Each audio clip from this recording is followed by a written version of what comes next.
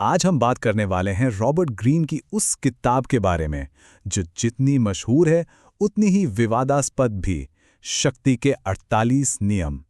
ये एक ऐसी गाइड है जो हमें सिखाती है कि पावर असल में काम कैसे करती है, चाहे हमें ये पसंद आए या ना आए। और इस पूरी किताब का जो सार है ना, वो मैकियावेली के इस एक विचार में छिपा हुआ है। ये हमें एक ऐसे सच का सामना कराता है जो शायद थोड़ा असहज लगे, कि दुनिया आदर्शों पर नहीं बल्कि इंसानी फितरत पर चलती है। पावर का खेल तो हमेशा खेला जाता है, कभी पर्दे के पीछे तो कभी सबके सामने। तो आज हम इस खेल को समझने के लिए कुछ खास हिस्सों पर नजर डालेंगे। सबसे पहले हम समझेंगे कि इसका मेन कॉन्सेप्ट क्या है, फिर 3 पावरफुल नियमों को उदाहरणों के साथ देखेंगे, एक माहिर की मानसिकता पर बात करेंगे और आखिर में एक बड़े सवाल के साथ इसे खत्म करेंगे। तो चलिए सबसे पहले उस बड़े आइडिया से शुरू करते हैं जिस पर यह पूरी किताब टिकी है। किताब का कहना है कि आज की दुनिया, चाहे वो हमारा ऑफिस हो या सोशल सर्कल, असल में एक बहुत बड़े पुराने शाही दरबार की तरह ही काम करती है। आपको शायद लगे कि भाई राजा रानी का जमाना तो कब का चला गया, लेकिन ग्रीन कहते हैं कि ऐसा नहीं है। पावर का खेल तो आज भी वही है, बस तरीके थोड़े बदल गए हैं। आज ये खेल ज्यादा चालाकी से और छुपकर खेला जाता है, जहां हर कोई एक दरबारी की तरह अपनी जगह बनाने की कोशिश में लगा है। और यहीं पर एक बहुत मजेदार विरोधाभास सामने आता है। देखिए, ऊपर ऊपर से तो हम सब दिखाते हैं कि हम कितने सभ्य और लोकतांत्रिक हैं, लेकिन अंदर ही अंदर पावर का खेल हमेशा स्ट्रेटेजिक और कई बार बहुत बेरहम होता है। असली दरबारी वो है जो इस दुविधा को समझता है। उसे बाहर से अच्छा दिखना है, लेकिन अपने दुश्मनों को चतुराई से मात भी देनी है। जैसा कहा जाता है, मखमल के दस्ताने में लोहे का हाथ रखो।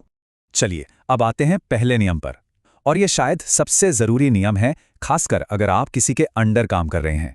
ये नियम एक बहुत ही सीधी साधी साइकोलॉजिकल ट्रूथ पर आधारित है। अपने बॉस या सीनियर को इम्प्रेस करने के चक्कर में आप अनजाने में उन्हें इनसिक्योर महसूस करा सकते हैं। अगर उन्हें यह लगने लगा कि आप उनसे ज्यादा टैलेंटेड हैं, तो ये आपकी तरक्की की जगह आपकी बर्बादी का कारण बन सकता है। इसे समझने के लिए चलिए इतिहास में चलते हैं और फ्रांस के फाइनेंस मिनिस्टर निकोलस फुकेट की कहानी देखते हैं। वो एक जवान राजा लुई 14वें के लिए काम करते थे और राजा का पसंदीदा बनना चाहते थे। फुके ने अपने नए महल के उद्घाटन पर एक पार्टी रखी और गेस्ट ऑफ ऑनर थे खुद राजा। पार्टी इतनी आलीशान थी कि वैसी पार्टी दुनिया ने पहले कभी देखी ही नहीं थी। फुकेट को लगा कि राजा इससे बहुत खुश होंगे, लेकिन यही उनकी सबसे बड़ी भूल थी। उस पार्टी ने फुकेट की दौलत और उसके बेहतर टेस्ट को दिखाया, राजा को नहीं। तो इसका नतीजा क्या हुआ? बहुत ही भयानक। राजा लुई 14वें को लगा कि उनके मंत्री ने उनसे ज्यादा चमकने की जुर्रत की है। उन्हें लगा कि यह तो मेरी बेइज्जती है। पार्टी के ठीक अगले ही दिन फुकेट को गिरफ्तार कर लिया गया और वो अपनी बाकी की जिंदगी जेल में ही सड़ते रहे। और ये कहानी हमें क्या सिखाती है? यही कि आपकी काबिलियत से आपके बॉस को खतरा नहीं बल्कि ताकत महसूस होनी चाहिए। उनकी चमक बढ़ाने में मदद कीजिए, उनसे ज्यादा चमकने की कोशिश मत कीजिए। अच्छा, अब आते हैं एक और नियम पर जो थोड़ा विवादास्पद है, लेकिन बहुत प्रैक्टिकल भी है। ये दक्षता और नाम कमाने के बारे में है। हाँ, सुनने में ये थोड़ा कठोर लग सकता है, लेकिन पावर की दुनिया की यही सच्चाई है। मतलब ये है कि दूसरों की मेहनत का इस्तेमाल अपनी इमेज बनाने के लिए करना। ऐसा करने से आप एक ऐसे इंसान के तौर पर देखे जाते हैं जो बहुत काबिल है और कम समय में बहुत कुछ कर लेता है।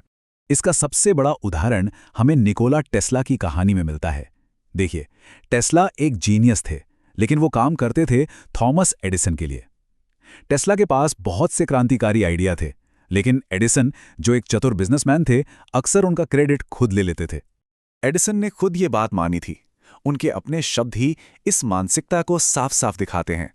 वो इसे चोरी नहीं, एक हुनर मानते थे। उन्होंने दूसरों के आइडियाज लिए और उन्हें कामयाब प्रोडक्ट में बदल दिया, और इतिहास ने एडिसन को याद रखा, उनके हेल्पर्स को नहीं। तो यहां किताब का सबक एकदम साफ है। इस बात की शिकायत करने का कोई फायदा नहीं।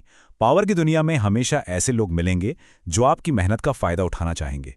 तो या तो खुद को बचाना सीखिए या फिर इस खेल में माहिर बन जाइए। अब हम एक ऐसे नियम पर आते हैं जो हमें सिखाता है कि एक्शन शब्दों से ज्यादा जोरदार क्यों होते हैं। मतलब किसी को समझाने से बेहतर है करके दिखाना। सोचिए, आप किसी बहस में जीत तो सकते हैं, लेकिन इस चक्कर में आप एक दुश्मन बना लेते हैं। शब्दों से मिली जीत कुछ देर की होती है, लेकिन आपके काम का नतीजा हमेशा रहता है। तो बोलकर नहीं, करके दिखाइए। डेमोन्स्ट्रेशन हमेशा एक्सप्लेनेशन से बेहतर होता है। प्राचीन रोम की एक कहानी है जो थोड़ी डरावनी है पर बात को एकदम साफ कर देती है। एक मिलिट्री इंजीनियर को उसके कमांडर ने एक खास मस्तूल लाने का ऑर्डर दिया। इंजीनियर को टेक्निकली पता था कि दूसरा मस्तूल उस काम के लिए बेहतर है, तो उसने बहस की और कमांडर के ऑर्डर को ना मानकर अपनी पसंद का मस्तूल भेज दिया। नतीजा क्या हुआ? कमांडर को इस बात से कोई मतलब नहीं था कि इंजीनियर टेक्निकली सही है या नहीं। उसे बस ये दिखा कि उसके ऑर्डर को नहीं माना गया और उसने इंजीनियर को मौत की सजा दे दी। ये एक एक्सट्रीम उदाहरण है, लेकिन ये दिखाता है कि बहस करने से भले ही आप सही हों, कितनी खतरनाक नाराजगी पैदा हो सकती है। तो इन नियमों को सिर्फ जानना ही काफी नहीं है। इन्हें असल जिंदगी में इस्तेमाल करने के लिए एक खास तरह की सोच, एक माइंडसेट की जरूरत होती है। रॉबर्ट ग्रीन के हिसाब से पावर का मास्टर बनने के लिए 4 बुनियादी चीजें चाहिए। पहला, अपनी भावनाओं, खासकर गुस्से पर काबू रखना, क्योंकि जज्बात में लिए गए फैसले अक्सर गलत होते हैं। दूसरा, इतिहास और अपनी गलतियों से सीखना। तीसरा, दिखावे का खेल खेलना, मतलब सही वक्त पर सही चेहरा दिखाना। और चौथा और सबसे जरूरी, सब्र रखना, क्योंकि पावर का खेल एक मैराथन है, स्प्रिंट नहीं। और ये सारी बातें हमें इस पूरी चर्चा के आखिरी और सबसे जरूरी आइडिया पर ले आती हैं। देखिए, इस किताब का जो सबसे बड़ा मैसेज है वो ये है कि आप पावर के इस खेल से बाहर नहीं रह सकते। ये सोचना कि मैं ये सब नहीं खेलता, बस खुद को कमजोर और दूसरों का शिकार बनाना है। हम सब इस खेल में हैं, चाहे हम माने या ना माने। और इसीलिए किताब हमें आखिर में एक बहुत ही तीखे सवाल के साथ छोड़ देती है। अगर इस खेल से बचना नामुमकिन है, तो क्या इसे नज़रअंदाज करते रहने या इसमें एक अनाड़ी खिलाड़ी बने रहने से बेहतर ये नहीं है कि हम इस खेल के कलाकार बन जाएं? ये एक ऐसा सवाल है जिसका जवाब हम सभी को अपने लिए खोजना होगा।